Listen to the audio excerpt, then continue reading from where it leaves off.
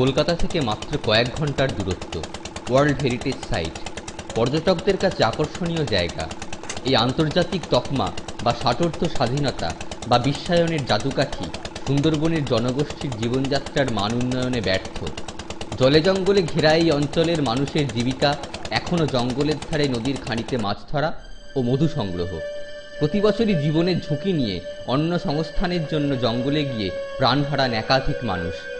সরকারি নিয়ম মতে লাইসেন্স ছাড়া জঙ্গলে গেলে নিহত ব্যক্তির পরিবার কোনো রকম সাহায্য পাবে না, অথচ প্রয়োজনের তুলনায় লাইসেন্সের সংখ্যা নেহাতি নগণ্য। কেমনভাবে বেঁচে আছেন বাগেরহাটে নিহত ব্যক্তিদের পরিবারবর্গ? জঙ্গলে গিয়ে মাছ ধরতে, মাছ ধরে সেখান থেকে এনে বিক্রি করতে, বিক্রি করে বাচ্চা কাচ্চা খাওয়াতে, এই ছাড়া তো আমাদের কোনো কাজ নেই। রাত্রে যায়, সকালে বাড়ি চলে আসে, সকালে বাড়ি চলে আসি, হয়তো রাত্রে যাবো মাছ ধরতে, আবার সকালে চলে আসবো। আমাদের ঠিক নেই, আমাদের কোনো ঠিক ঠিকানা নেই। আমাদের মরারও ভয় নেই, বাঁচারও ইয়ে নেই। মেয়ে দুটো পড়তো স্কুলে, বড় মেয়ে বিয়ে হয়ে গেছে, ছোটটা ওই মেয়ে যেটা দিল্লি থাকে। দিল্লিতে কি করে? ওই ধরো আপনি ভদ্রলোক, আপনার বাড়ি কাজ করে, কাজ করতে গেছে। কোন ক্লাসে পড়ো তুমি? তুমি দিল্লি চলে যাবে কেন? কাজ করতে? কি ধরনের কাজ? মায়ের জন্য মন খারাপ করবে না? করলে আর কি করবো, পেটের জ্বালায় তো সব কিছু করতে হবে। পেটের জ্বালা ধরো এখন পয়সা নেই, একটা পুজো আসছে, তাদের জামা প্যান্ট জোগাতে হবে, যে তার বাবা নেই কিনে দেবে, সেটা সমস্ত তো আমাদের নেই। ওই কাজ কাম করে সেইভাবে খেতে হবে।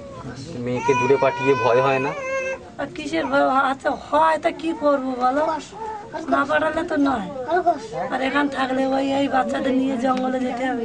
ছেলে মেয়ের মুখে এক মুঠো অন্ন কি করে তুলি কতটা বুঝতে পারি। এই জন্য আমার বনে জঙ্গলে যাতে সাউদিকটা একটা বিরাট সমস্যার ভিতরে আমরা পড়ে আছি, বিরাট সমস্যার ভিতরে আমরা পড়ে আছি। পড়ে থাকা সত্ত্বেও এবছর দেখতেছি আর উপায় নেই, তাই একটু চিন্তা ভাবনা করতে কোন দিকে যাব। এইখান থেকে মেয়েরা যে ধরুন কলকাতা, দিল্লি বা এরকম দূরে দূরে কাজ করতে যায়, হ্যাঁ, সে সম্বন্ধে আপনার কি মত? সম্বন্ধে পেটের দায়ে যায়, অভাব অভিযোগের দায়ে যায়। ইনকামের জন্য তাদের বাড়ি থাকলে কিন্তু মা বাবা আছে, ভাই বোন আছে, তারা কি খাবে? তারা ওখান থেকে টাকা পাঠায়, আর ওখানে প্রায় 1-1.5 বছর করে এক একটা ফ্যামিলি থাকে, একটা মেয়ে ছেলে থাকে। মা বাবার মন তো উত্তেজনা হয়েই থাকে, মাঝে মাঝে ঘুরে যায়, আবার তারা চলে যায়, কিন্তু বাড়ি থাকার কোনো উপায় নেই। খোঁজটা পান কি করে যে ধরুন ওই বাড়িতে কাজের লোক বা বাড়িতে থাকার লোক রাখবে, সেই খোঁজটা আপনাদের কাছে আসে কি করে? বর্তমান যে মেয়ে ছেলে পেলে পুরুষ ছেলে যায়, এখানের একরকম এজেন্ট আছে। এজেন্ট বলতে কারা নিয়ে যায়, এক হিসাবে বলে দালাল, এক হিসাবে এজেন্ট। তারা এখান থেকে নিয়ে ওখানে দেয়, ওখান থেকে পয়সা করি তোলে, তাদের কিছু মনোভাব থাকে, এখানেও দেয়। মেয়ে অনেক বড়, সে পড়াশোনা করেছে, ওই 2 অবধি পড়াশোনা করে দিল্লি থাকে। মানে এখানে অনেক পরিবার থেকেই মেয়েরা দিল্লিতে গিয়ে থাকে, তারা ওখান থেকে তাদের তো বিয়ে সাথে দিতে হবে, এত পয়সা করি কোথায় পাবো? কি বলছেন? সেখান থেকে পয়সা করে দিচ্ছে ঠিকভাবে এজেন্টে দেয় না। আপনার সঙ্গে গেল, আপনি হাফ টাকা দিলেন, হাফ টাকা দিলেন না, আমার আর করার আর কিছু নেই। কৌশল্যা মণ্ডল। আপনার স্বামী মাছ ধরতে গিয়ে বাকেটি মারা গেছিলেন, হ্যাঁ, কদিন আগে? তা 20-22 বছর হচ্ছে। 20-22 বছর। আপনাদের তো পারমিট লাইসেন্স ছিল না নিশ্চয়ই আপনার স্বামী, তাহলে আপনি কোনো টাকা পাননি? না। এই 20 বছর আপনার চলছে কি করে? এই খাটাখাটনি করি। কি কাজ করেন? কলকাতা থেকেই থাকি।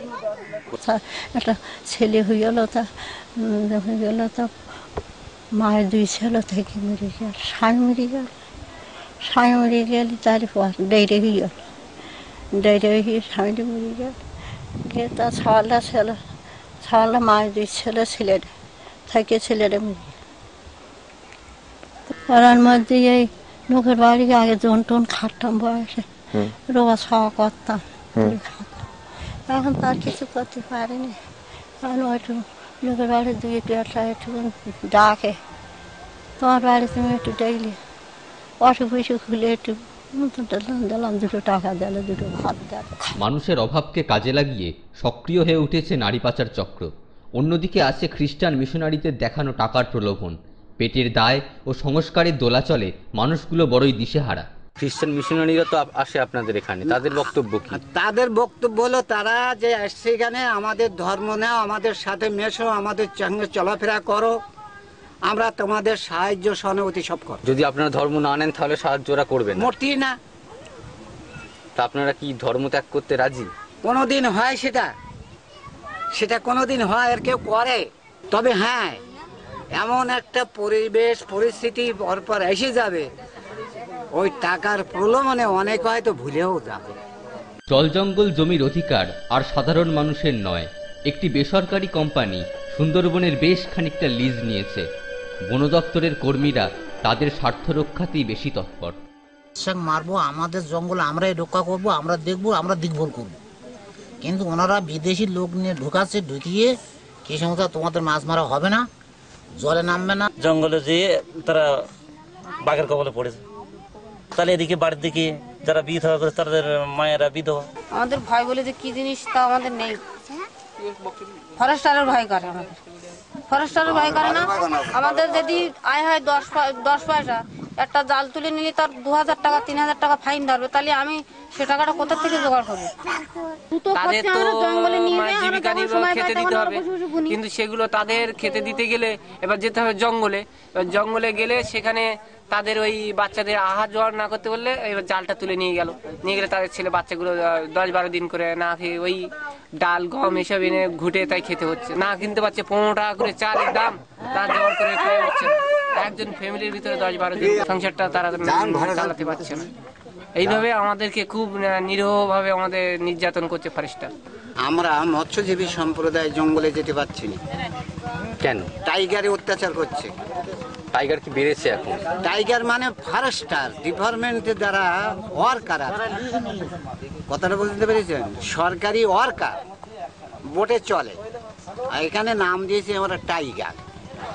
কথাটা বুঝতে পেরেছেন? টাইগার বলতে দূরে ভুল হবে, রয়্যাল বেঙ্গল টাইগার জঙ্গলে, আর যদি টাইগার বলি তাহলে বাঘ, সেটা নয়। কি বন দপ্তরের কর্মীরা বা স্থানীয় মানুষদের কথায় বোটে চলা টাইগাররা সত্যিকারের বাঘের থেকেও ভয়ঙ্কর। রক্ষকই ভক্ষকের ভূমিকা নিয়েছে। স্বাধীন গণতান্ত্রিক দেশের নাগরিক হিসাবে যেটুকু অধিকার প্রাপ্য তার প্রায় কিছুই জোটে না এই অঞ্চলের অধিবাসীদের। চারদিক জলমগ্ন হলেও সেই নোনা জল পানের অযোগ্য। সুষ্ঠু পানীয় জলের ব্যবস্থা নেই, হাসপাতাল দূরস্থ, প্রাথমিক স্বাস্থ্যকেন্দ্রও নেই, শিক্ষা ব্যবস্থার বেহাল হাল। এই নেইয়ের লিস্ট বড়ই লম্বা। পর্যটকদের জন্য নাগরিক ব্যস্ততা পিছনে ফেলে উইকেন্ড কাটানোর ভালো জায়গা হলেও সুন্দরবনের অধিবাসীরা বড় কষ্টে আছেন। দারিদ্র্য ও প্রতিকূল পরিবেশ নারী পুরুষের নকল বিভাজন মুছে দেয়। সুন্দরবনের মেয়েরা সমান তালে দাঁতে দাঁত চিপে জীবনের জন্য লড়াই করেন। পরিবারের জন্য দালালদের হাত ধরে এই সুন্দরী গড়ান হেতালের জঙ্গল ছেড়ে তাঁদের পাড়ি দিতে হয় কলকাতা, দিল্লি, মুম্বাইয়ের মতো বড় বড় শহরে, অজানা অনিশ্চিত ভবিষ্যতের আশায়।